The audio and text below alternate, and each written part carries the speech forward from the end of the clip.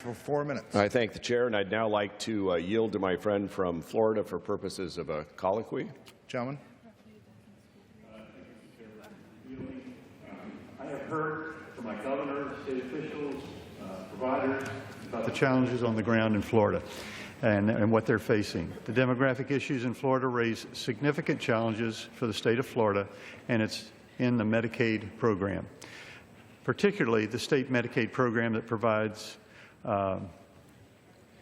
cost covering the elderly and the most disadvantaged in nursing home program, as well as the rising costs associated with Florida's aging population.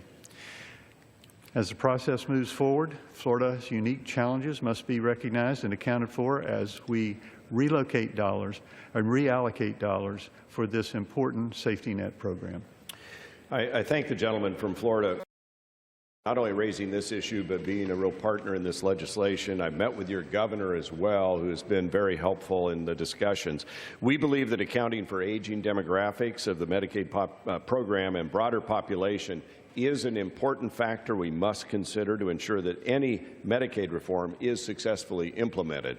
I'm committed to working with you, the gentleman from Florida, our colleagues in the Senate, and the Trump administration to ensure Florida's unique challenges related to an aging Medicaid demographic are recognized and accounted for appropriately. Thank you, Chairman. Thank you.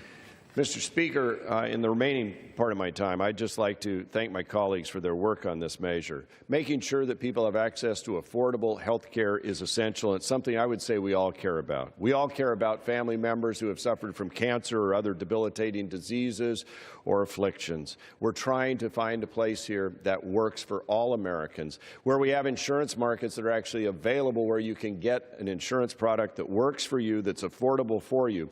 We know that today in America, the insurance market and the individual market, that's a very small segment, 7% of insurance in America. That's what we're talking about here today, that market is collapsing before our eyes. In fact, in Iowa, I think they just announced 94 and 99 counties.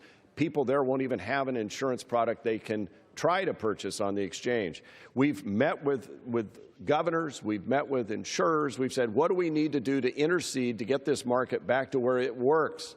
The proposals contained in our legislation are designed to do exactly that, to get back to where consumers have choices when they're required to buy insurance to take care of their families. Those choices need to be affordable. They are not now today. My own state of Oregon, premiums have gone up 50% in the last 2 years. And meanwhile, the number of options you have to choose from has gone down and continues to go down. Now, we haven't gone as far as states where you have either no option in most areas of the state or just one.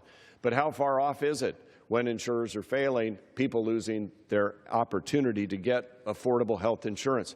We take care of the disabled. We take care of the elderly. In fact, we plus up to medical CPI +1 to make sure we take care of the elderly and the disabled in our Medicaid program. By the way, that is probably more than most states are spending today.